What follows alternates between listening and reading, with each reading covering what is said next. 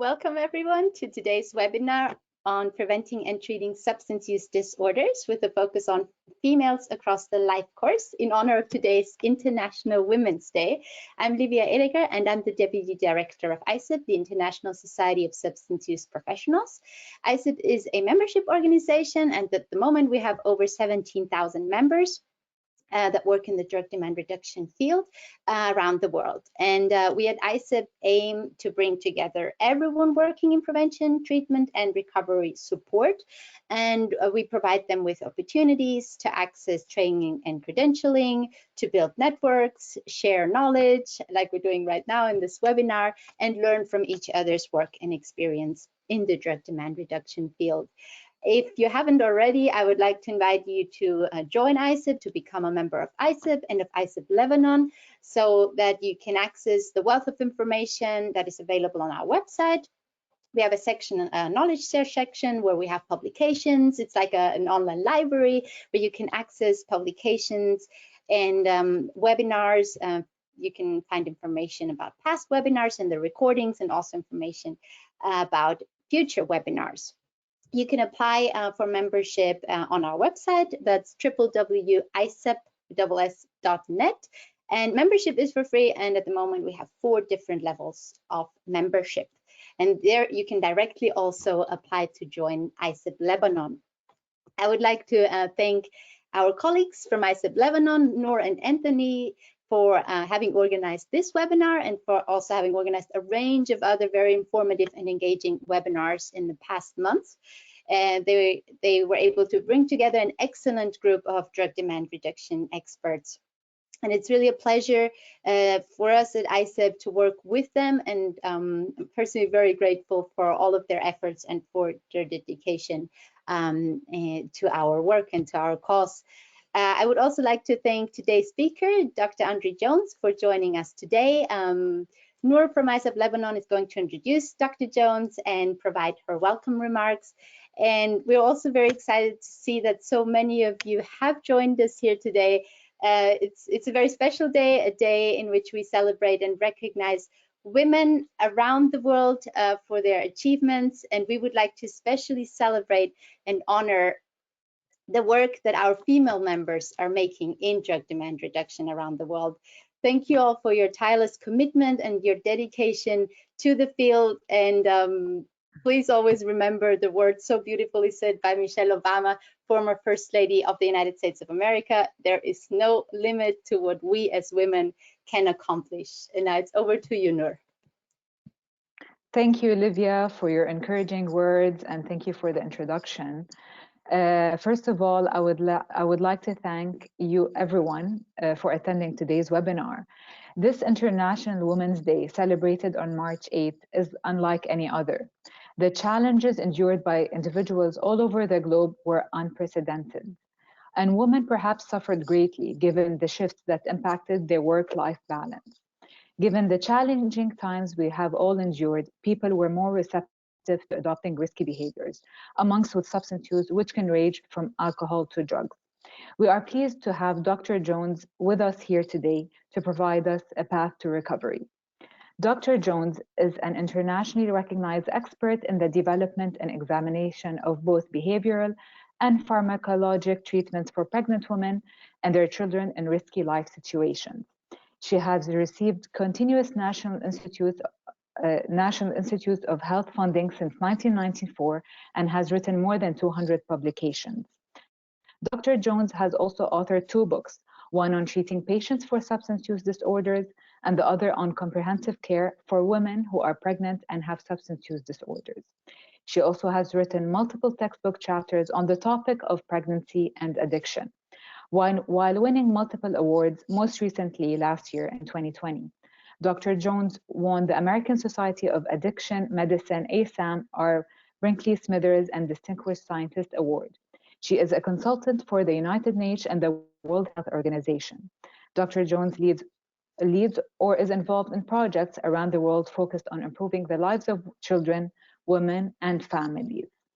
In this webinar, Dr. Jones will present information about the prevention and treatment of substance use and use disorders among females from the different life stages of child, adolescent, childbearing age, and older adulthood.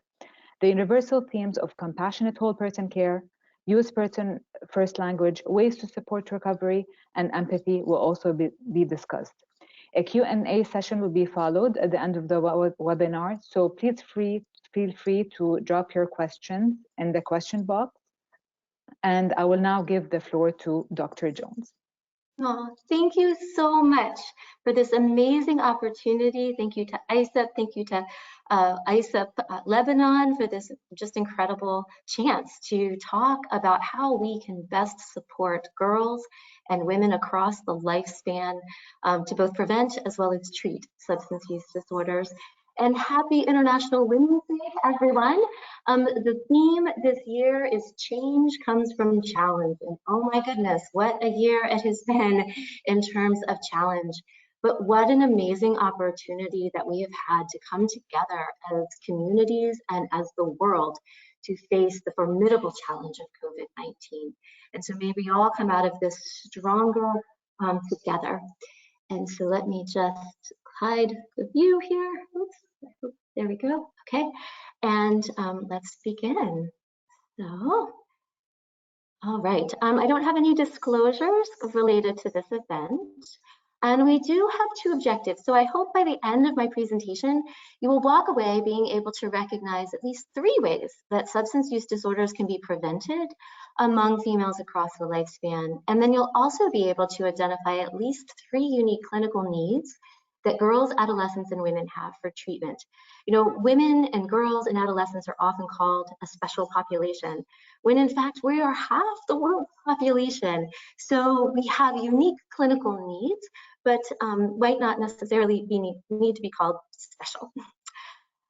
So I like to start out talks about substance use disorders or addiction by showing the very fancy slide that was published. This figure was published in the New England Journal of Medicine in 2016 by the Institute directors of the National Institute on Drug Abuse and the National Institute on Alcohol and Alcohol Abuse. And what we see here are, just the brain mechanisms that are involved not only in intoxication, but also withdrawal. And so while there's absolutely amazingly wonderful science on how brains respond to drugs, and we have images to show that brain changes happen as a response to drugs, and that most importantly, when substances are no longer used, that there can be a return to function to a pre-drug exposed state. But that is not often the way that I like to talk to the patients that I have the honor of serving in a women and children's treatment program. I really talk to them about what is addiction and what is the sort of essence that really matters. And so when we think about substances and we think about survival, we need to think of a couple of things. So obviously we know that we can only go a few days without water. That's essential to our survival. Next essential to our survival, of course, is food. And then also essential to our survival is dopamine. And Corey Waller has a great video on this. And so what he really talks about is the fact that when you're sort of having a kind of not very good day, you might have about 40 nanograms per deciliter of dopamine floating around in your brain. That chemical in your brain that allows motivation, that helps you get out of bed in the morning, that helps you feel good, it helps you get through life. On an average day, maybe you're listening to a webinar, you might have about 50 nanograms per deciliter. But on a fantastic day where everything is going right in your life, you might have about 100 nanograms per deciliter of dopamine floating in your brain. But when someone takes drugs, and this is men, women, children, you can have a tremendous amount of dopamine that is released into your brain, somewhere between 500 to over 1,000 nanograms per deciliter. So that's just an amazing amount of feel-good chemical floating in your brain, and it's really hard for anything else to compete with that. We also know that as people continue to take substances, the amount of nanograms per deciliter of dopamine available in your brain becomes less and less, as you can see on the left-hand side of the slide. And so for the women that I have the honor and privilege of working with at UNC Horizons, they might on average have only about 10 nanograms per deciliter. of dopamine in their brain. That makes it insanely hard to get up in the morning. That makes it insanely hard to do all of the things that really matter to them, to be the best mothers that they want to be, to love and care for their family and work and all of those different roles of mother, daughter, sister, spouse, worker. And so we also know that when we have low dopamine, that sets into a craving. It tricks our brain. Our drugs trick our brain to think that we have to have them to survive. And so many of the women and the children that I get to work with have said, I don't take drugs to get high. I just take drugs to survive, to feel something, to not feel sick or to not feel pain or just to feel alive. And so when that low dopamine kicks in, you kick in the craving, you're willing to do anything, break every value that you have, every promise that you've made to yourself in order to get that drug to feel that dopamine again. And so I hope by saying that, it'll engender some compassion for people that are already using substances, that we need to approach them in a compassionate way. And so this is the Diagnostic and Statistical Manual 5 that came out in 2013. And this is the way that, at least in my setting, we talk about substance use disorders. And there are 11 different signs and symptoms that you can see here, mostly behavior. All the behaviors are in the yellow. And you can see the physiological piece, that tolerance, which means taking more substance than you originally had to feel the same effect. And that withdrawal, which is once you abruptly discontinue the drug, you get the opposite effect of what the drug was giving you. Everything else is behavior. And so I think about this a lot when I have really challenging patients in my program, to think that if they're showing the signs of the illness that we have, sometimes the response of treatment programs is that we need to remove people from treatment for showing the very illness that they have. And so, what other illness do we do that to? When we have people that aren't doing well on their HIV medications, we're going to adjust their HIV medications. We're going to talk to them about their behaviors to help keep them safe. When people have cancer, we also talk to them about, and they're not responding to their treatment and they continue to have signs of cancer, we're going to change their treatment. So I challenge us in the spirit of International Women's Day to think about how we respond to girls and to women that are showing signs of their illness. And can we respond without removing them from treatment, but respond in a compassionate way? And so why would we even want to focus on women? We know from the 2030 development goals that gender equality is absolutely a human right. Half of the world's population are affected by many different problems. But we also, as females, have the ideas and the ingenuity and the leadership to be able to solve them if we're given a chance. We also know that gender discrimination absolutely is one of the biggest epidemics I think we have on this planet, and we need to challenge that dialogue, change the conversation to make things better for girls and for women. We also know that when we talk to people around the world, that being female is uniquely stigmatizing and discriminatory for those that have substance use disorders. We feel as women shame, guilt, and stigma and prejudice in very profound ways. And again, what can we do to challenge that narrative to make things better?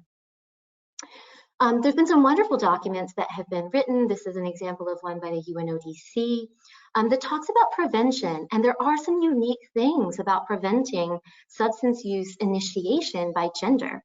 And so you can see there are two quotes here on the slide, and that we know that the family-based strategies are very consistently providing good effects for both boys and for girls. However, our community strategies have not done as well, and the results are much more mixed about gender. And so again, I'm going to use that challenge the narrative. Think about what we can do on community-based levels to tailor things uniquely by gender, to help us be able to help our girls as much as we help our boys. The other piece that we absolutely have to talk about is sexual abuse. We know that on the planet, girls are more likely, or being female is more likely to experience sexual abuse, and that we know that that is such a strong predictor for initiation of substance use. I can tell you in every program that I've worked in the United States that over 80% of women that come into treatment for substance use disorders have experienced physical, sexual, and or emotional abuse as children and or adults. And many of the women that experience it as children, it lasts into adulthood with the different experiences that they have. So what can we do to prevent substance use initiation? We need to be talking more about sexual abuse and preventing that too. Why would we even focus on women? It was not until 2016 that our International Narcotics Board had a focused chapter, chapter 1, on the women. And so what they said in that summary was that women are more highly stigmatized than are their male counterparts who use substances. Women are more likely to experience that physical violence or interpersonal violence. And there's such fewer treatment around the world for women because so often it's considered a male issue. So women act, and if there is treatment, there's also a lack of gender-unique tailored treatment. We also know that incarceration for women around the world, and I would say in particular in the United States, has had devastating effects on children. Families are disrupted, they're ripped apart, and it makes it much harder to reunify. The other final thing is that they identified that gender in and of itself does not predict treatment response. So we don't have conclusive data saying that women do better than men or the reverse. But we do know that it can be a factor influencing treatment outcome. And that when we tailor our interventions to the different genders, then we can have the opportunity for better outcome. Taking a look at gender differences in prevention targets, so what are the unique things that are risk factors for girls versus boys? As you can see here in this checklist, there are many more different factors for vulnerability that have been identified for girls over boys. Just focusing on the boys for a moment, having a conduct disorder, having been demonstrated to have aggressiveness in first grade, and also having difficulty with peers are vulnerability factors for substance use initiation. And we can see here with girls that childhood sexual abuse comes up, as does low parental attachment and parental monitoring. And so the role of the family is just an incredibly critical point of ways to be able to strengthen and prevent substance use when it comes to both genders, but especially girls. And then when we look at the women that are coming into treatment, we certainly know that there are gender differences there. And in part, it's because there's so few treatment slots for women, and no matter what country you look at compared to men. And there are many, so in some ways, I think that women almost have to be sicker in order to gain one of those treatment slots compared to men. And so when you look at males to female differences, you're going to see that women tend to look sort of more severe or worse. And that may in large part be because of that access. So we've got structural barriers. So what we see when women come in, they tend to have less education than their male counterparts, much less economic opportunity. I can't tell you how many women have talked about feeling and being told as they were growing up that the only thing that they were good at was selling sex to support their families. Relationship issues, many women talk about being initiated onto substances by their male partners. So again, an area of prevention for women is going to be looking at that family relationship, looking at husband or partner status. We know that the number one predictor of having a substance use disorder later in life is coming from a family that has a history of active substance use disorders in those families. And then I've already talked about the violence, the trauma, and the abuse. And then co-occurring psychiatric issues is also something that we see quite commonly in women: depression, anxiety, post-traumatic stress disorders, just to name a few. So now I'd like to take the time to kind of give us a little tour through the lifespan, looking at girls, looking at women, looking at pregnancy, post-pregnancy, and the older generation. And you see these little icons that'll guide us through. One of the cross-cutting themes that I think when we're talking about both prevention and treatment really has to do with compassion, and it has to do with whole person care. So regardless of where we are or who we're talking to approach those individuals with empathy and with compassion, thinking about trauma and taking a trauma-responsive approach, which means understanding that trauma and adverse childhood experiences, that physical, sexual, and emotional abuse is such an issue across our planet. And what can we do to not traumatize people as we're providing prevention and treatment services? And when we are with people, to listen, not only with our ears, but with our heart and with our eyes. Sometimes it's not what people say, but how they say it. And it's not what they are saying with their words, but what their bodies are really telling us is going on. And then making sure that we're not putting prevention or substance use disorder treatment in a box, in a silo, where people have to get all sorts of different things from different places. But how can we integrate it? So integrating prevention into the home, into schools, into communities, integrating treatment for substance use disorders into physical health, and not siloing it or isolating it in behavioral health or psychiatry domain, for examples. Making sure that the prevention goes across the lifespan, so it's not just one and done in terms of you get these messages, but you're getting these messages throughout your lifespan. And for those that need more help, that we've got the continuation of care. So it's not just treatment, for example, for 28 days, but it's treatment connected to recovery resources. And that finally, language matters. And so this is a slide that I love, which talks about person-first language.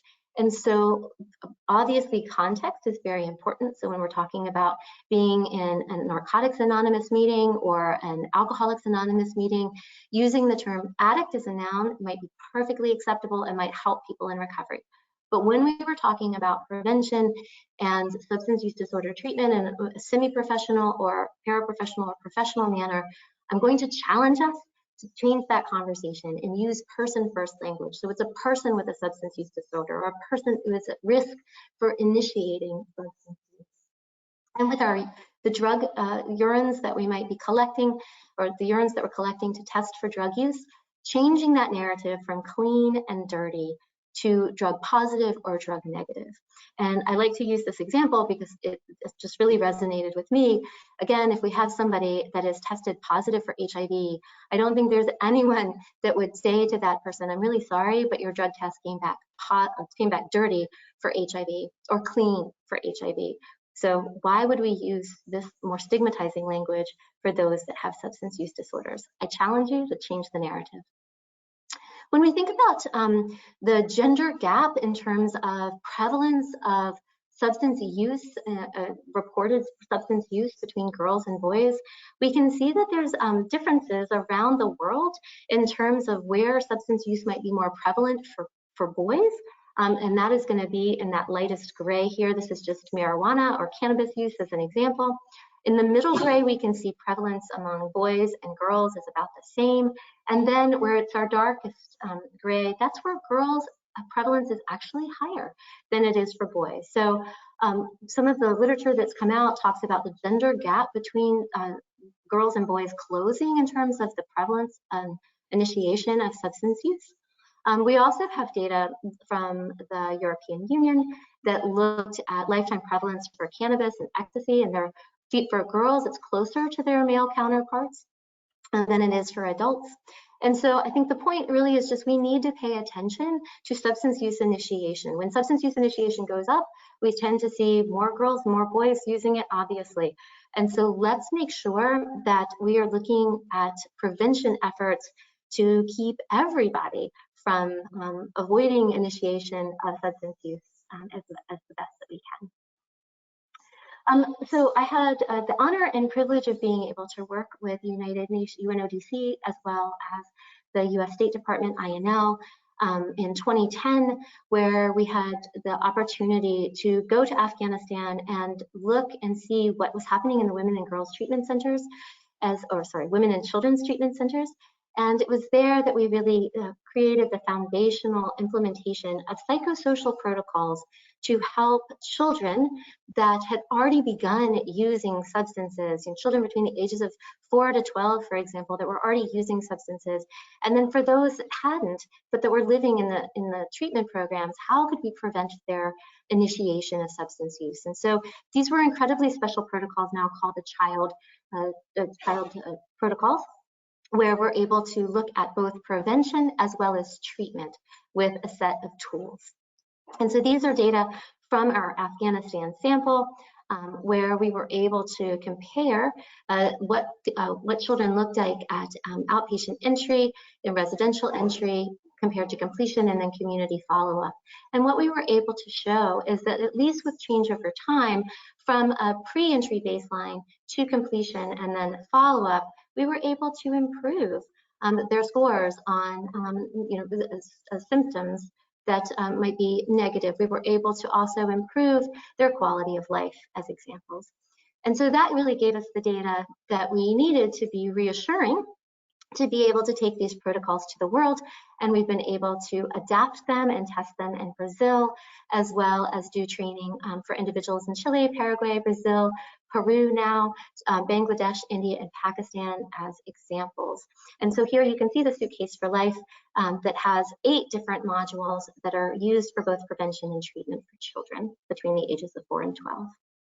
When we think about adolescents, this is an incredible opportunity for brain development. Children are moving out into the world, their peers are becoming more of an influence, and when we think, as they move into that peer influence, there's a pressure to perhaps engage in high-risk behaviors, and making sure that we're really thinking about school transitions. So what's happening for both boys as well as for girls in these transitions that can be such a high-risk time when they're moving to new areas and interacting with different peer groups. And so what are some of those risks and resilience factors? So certainly we know that having a family member who uses substances or where there's that history is such an important opportunity for intervention so that we can break that cycle of substance use and perhaps substance use disorders. And then also understanding more about how prevalent the child sees substance use by their peers can be a big predictor, as well as that, again, that sort of transition, that switching of peer groups. So really thinking about how we can best use these opportunities for prevention.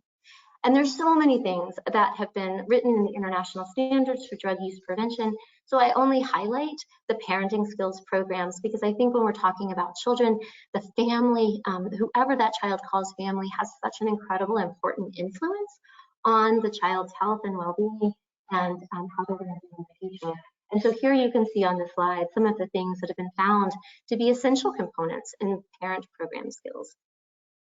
Now let's go ahead and move on to women. And so as we're moving into this adult women, young adult women in particular, we really need to be thinking about prevention too here. And so one of the things that has been found to be successful in preventing adult onset of substance use or the reduction of substance use is a brief intervention. And so I invite you to look more about brief interventions. Also too, when we're thinking about women, they're going to be of childbearing age, so we need to be thinking about accurate sexual health education, as well as access to being able to plan their families or prevent conceiving if that is their choice. Thinking about co-occurring disorders with depression, anxiety, post-traumatic stress disorder, to name a few. The relationship as if there is a romantic relationship, thinking about the role that has in their life. Again, I know I said earlier, the issue of, I can't tell you how many places around the world I've heard from women who said that they started using substances because their husband or their romantic partner introduced them to that substance. And so making sure that we're getting the partners or husbands into treatment, and can we prevent their substance use initiation too? And finally, when we're thinking about economic and childcare responsibilities, our women, and especially in this day and age, are incredibly stressed with so many different things that they have to balance and the economic toll that particularly the pandemic has taken on them. So what can we do to help promote safe housing and economic opportunities in order to serve as potentially a prevention of substance use initiation? We can't talk about women with also not talking about interpersonal violence. And so many places around the world, I see that this is siloed, where females can come into domestic violence or interpersonal violence help, but they are excluded if they are found out to have a substance use problem. And the same is also true for those that are treating substance use problems, that oftentimes they don't deal with trauma or don't deal with interpersonal violence. And so we need to do a better job, challenge that narrative, as I said before, to help have no wrong door to treatment. When we think more about adult considerations, that partner that I mentioned just 2 slides ago is really important. And so we know that women tend to do better in substance use disorder treatment outcome when their partner is also treated and when the family can also be treated.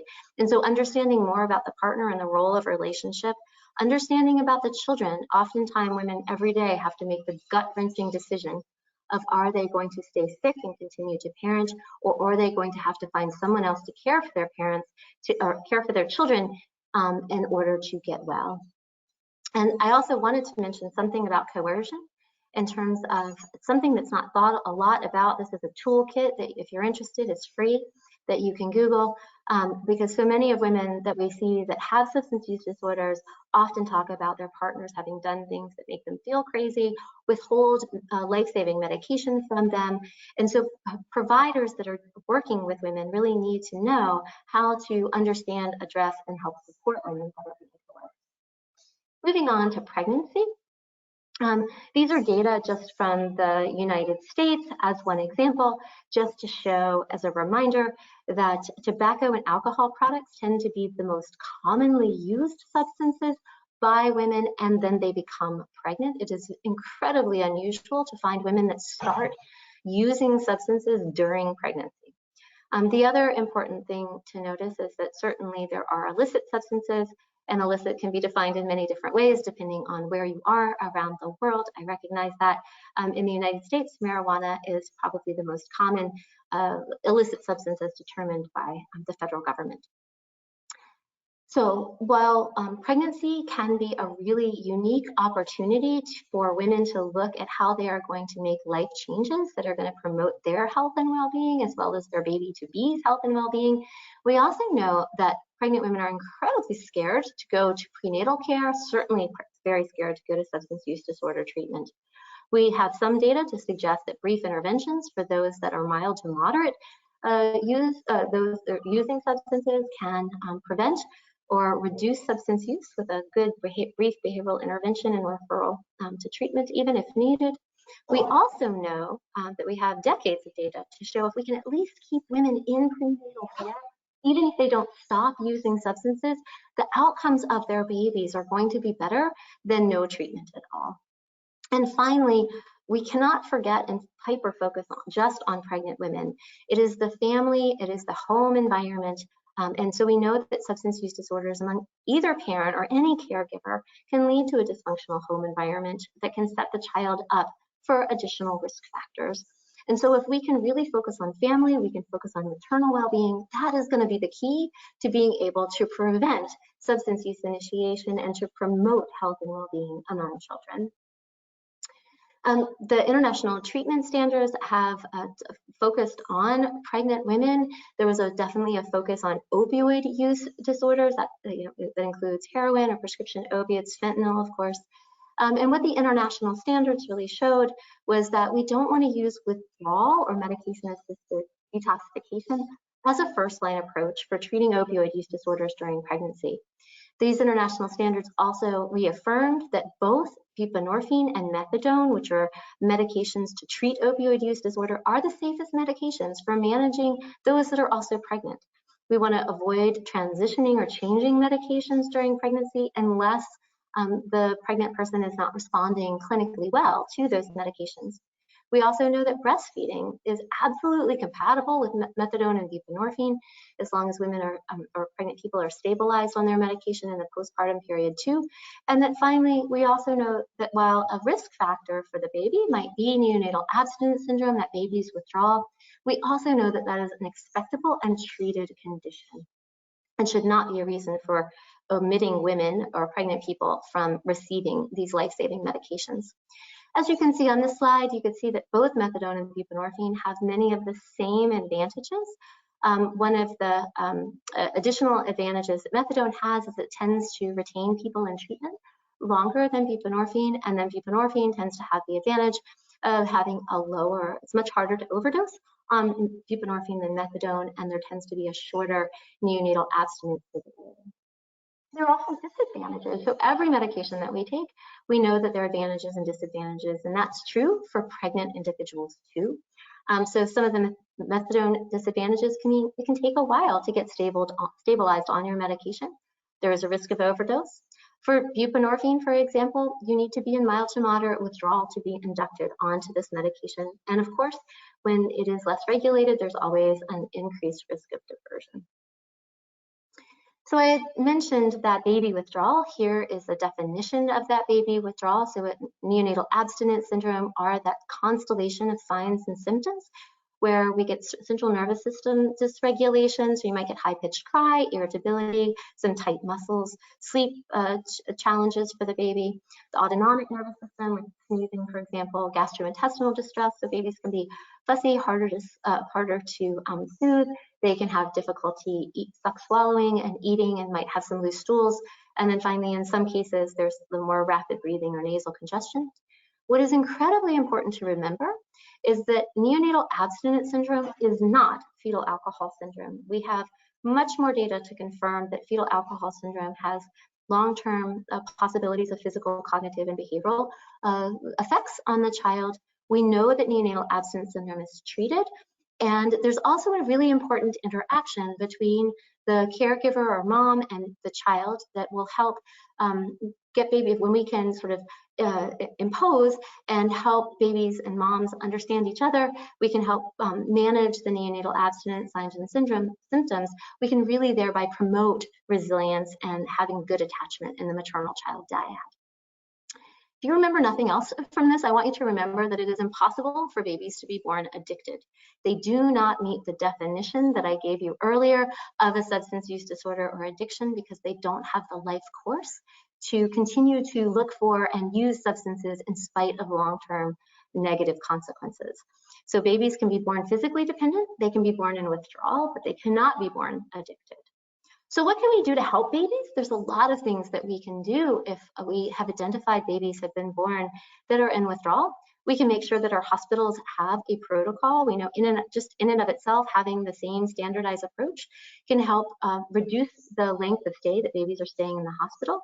We really want to keep them out of the neonatal intensive care unit unless they have other issues like prematurity or breathing difficulties for which a NICU is required.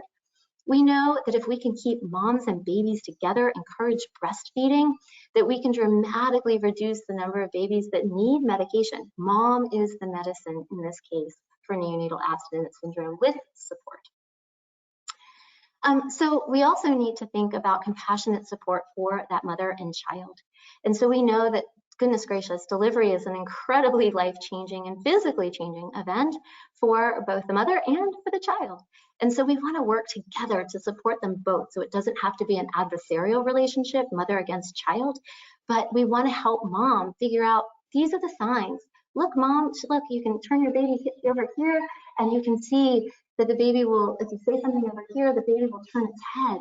That the voice of the caregiver in and of itself is very soothing.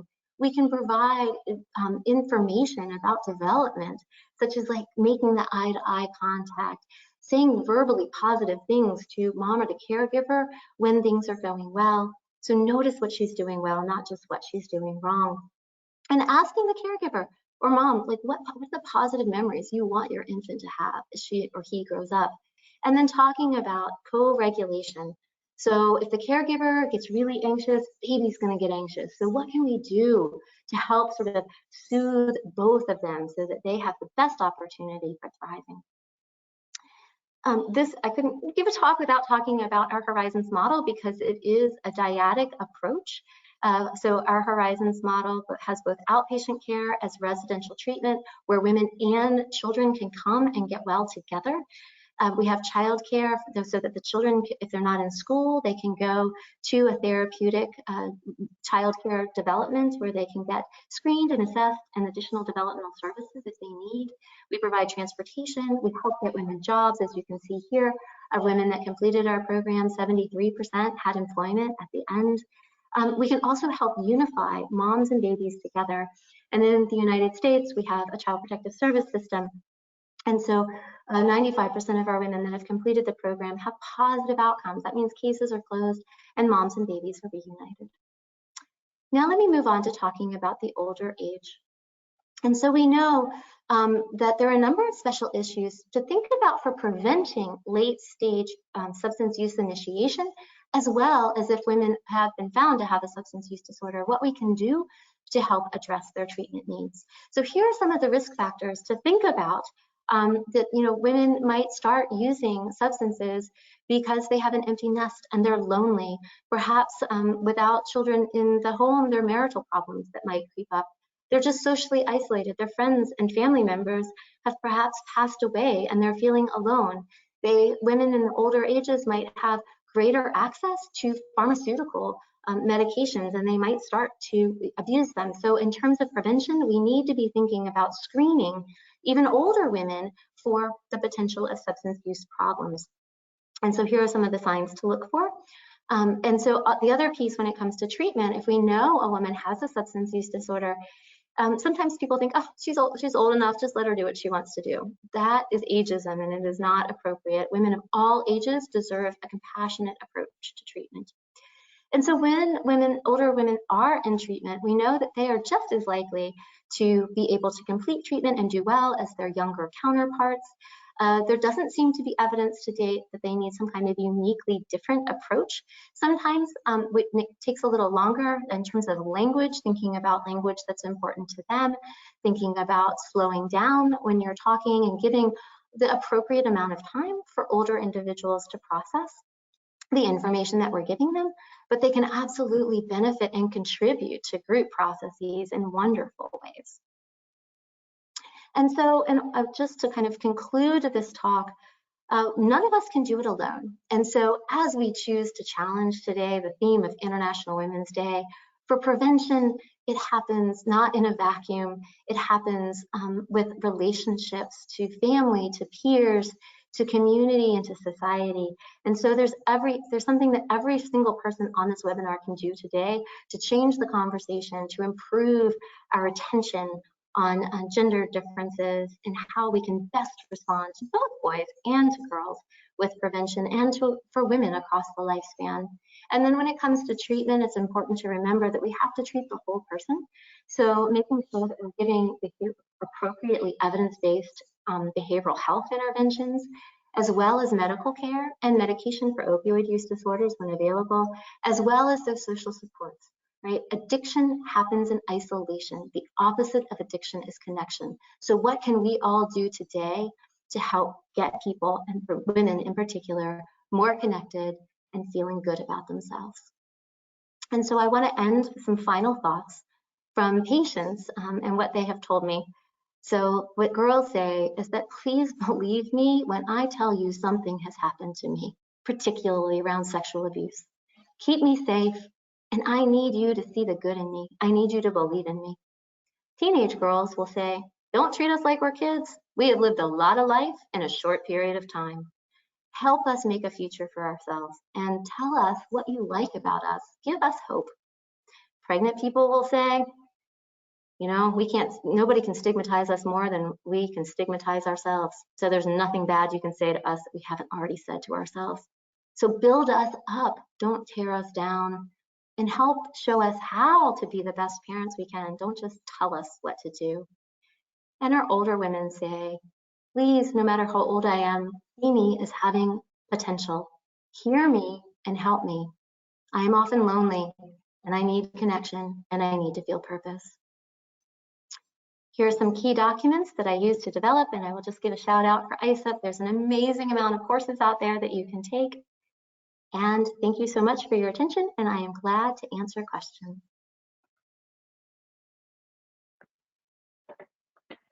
Wow, thank you, Dr. Jones, for this insightful webinar. I mean, I'm going to talk, considering I live in Lebanon, which is in the MENA region. There is a lack of information about this topic, and it was really, really insightful, and I'm sure a lot of people benefited from this presentation. We're already receiving a lot of comments, and whether this webinar recording will be available. So yes, a webinar recording will be available in the next few days on ISSUP's website. So go ahead and check it out, and as well as a presentation as well. Okay, we received a lot of questions. We will not have the time to go over them, unfortunately, but we will go over a few. So the first question is, are women who are dependent on substance use, on substances, are more likely to have partners who have substance use disorders? I think that's a great question and very insightful. And I can speak from the data that I have, and that is absolutely that's been my experience. and what we've published about is that not only do we know that women that are using substances are more likely to have a partner that are using substances, we also know that the women that have partners that aren't able to get treatment and continue actively using substances are less likely to stay in treatment. So yeah, so again, I think when we're thinking about prevention for women, we really need to do a better job focusing on partners, especially our male counterparts. Great. Okay, so we'll move on to the second question. So treatment, there's a section where you mentioned treatment of women. It was mentioned that women with male partners into drug use should go into treatment. So if the male partner is in a residential, the female should also be in a residential program, or is it the same type or a different type of treatment? I think it depends on the severity of the substance use disorder. So one of the things that will be important is to make sure that people are getting assessed for the severity of their substance use disorder, and then matching the treatment in terms of how severe their substance is. So for example, in the United States, someone would not enter residential treatment unless they have a very severe substance use disorder, because that's kind of the most intensive treatment that we have available. So if someone has sort of a more mild to moderate substance use disorder, they're going to be more appropriate for an outpatient treatment. So again, I recognize that substance use disorders, the treatment modalities tend to vary around the world and by community, so you might be limited by what's available, but the important piece is to make sure that at least there's some type of substance use disorder assessment, and that you're doing the best that you can to match the severity to the available treatment. Great, thank you. So, so as we all know, there are a lot of programs available from different organizations. This question is related to programs. Do you think that, what do you think about a mother-to-mother program using a peer-to-peer approach? Do you think it's beneficial to in the prevention and treatment field for women? Yeah, so I don't believe that that's ever been studied systematically. That said, I can tell you that there are model programs that are around. I can think of the STAR program as an example in the United States, where they have peers that have been through, that have had, been using substances while pregnant, had involvement in the Child Protective Service system, and had a successful resolution to that issue, so they got their children back, and now are acting as advocates and peer supports to women that are going through exactly what they went through. And those data look very promising in terms of having better outcomes both for mothers and for children. So I think that there's a lot of excitement and enthusiasm and promising data out there. And I think that that peer-to-peer piece also really gets at the heart of connection. One of the things that we need to be careful with in terms of peers, and I think this is true for everyone, is just in terms of boundaries, and making sure that because someone has been successful on a path, that they're not telling everybody this is the only path, because we know that there are many different paths to treatment and to recovery. So as long as we're taking care and maintaining and managing boundaries and on the same page with good lines of communication, I think that that can be a really promising approach. Great, thank you. Are there any specific interventions for ethnic minority women with substance use disorder in the United States? Oh, that is great. So there are definitely some programs that have been looked at in terms of being, for example, like maybe more Afrocentric, looking at programs that are specific for Native American communities, Alaska Natives. And so, yes, I think the bottom line is that when we take a tailored cultural approach, the opportunities for having beneficial outcomes are amazing and huge. And I think the other piece around that is that I believe that every community holds within their community the keys and the tools to success. And so oftentimes we need to make sure that we're tapping into that and really hearing from people that have received services, both have positive as well as negative things to say, and learning from the community, involving the community in the interventions and learning from them. Great. This is actually an interesting question. One of the attendees mentioned that he or she feels that we often separate mother-child support, and as such we create stigma for the mother and risk reducing the mother to the capacities she can provide for the child, and this can lead to stigma, blame, etc.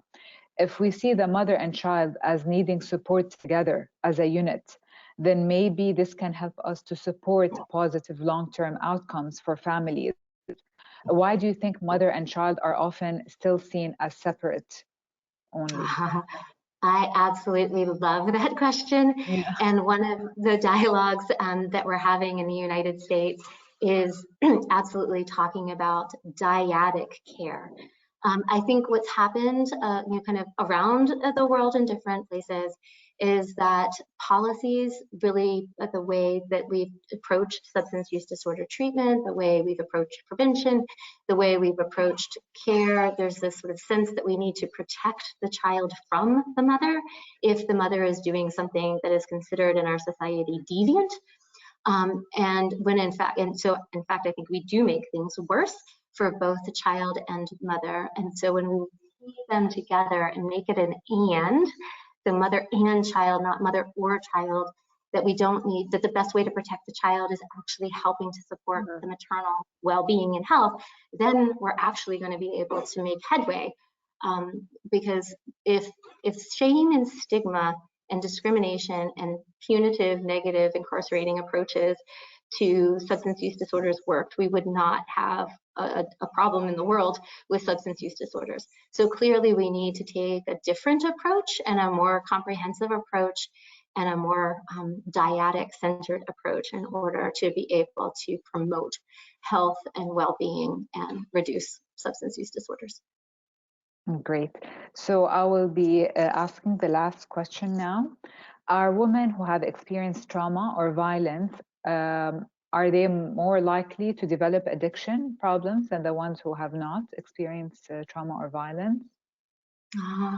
Is there a correlation? Yeah. Right. Yeah. I mean, there's certainly literature out there to show the relationship between having experienced violence or trauma, and trauma being defined as an event that you have negative radiating, that's fear, an event that creates a tremendous amount of fear that has negative consequences. And it's the perception of that event. So an event in isolation isn't a trauma. It's how it's experienced, and it's the radiating effects of it that makes it a trauma. And that's why we can see some women who have experienced severe abuse in sexual trauma and things like that not develop a substance use problem, but others do. So certainly we know that it's interrelated, and that if we really work on seeing abuse and violence as a public health issue for which there needs to be preventive efforts as well as treatment efforts, and really working with our male counterparts in addition to our female counterparts, and recognizing that everybody in the home can be perpetrators of violence as well as protectors against violence. And so thinking about that from a family systems approach, I think that we can sort of start to move the needle on reducing substance use initiation and substance use problems. But certainly there's data to suggest that there are intertwining relationships between substance use and experiencing violence and trauma. Great. Thank you so much, Dr. Jones. For our attendees and the professionals in the drug use prevention field in Lebanon, please apply for a free membership on ISSUP's website to stay updated with the latest information, and follow us on Twitter, LinkedIn, Facebook to learn about our activities. Thank you, Dr. Jones, and thank you for everyone. Have a good day and a good afternoon. Thank you so much. Would you like to add anything, Bye-bye. Dr. Jones? Oh, yes, just thank you so much for this wonderful opportunity. I hope that everyone takes the day for International Women's Day to challenge the narrative. Let's go out there and make a difference, and thank you for what you are doing. Thank you. Happy International Women's Day. Bye-bye.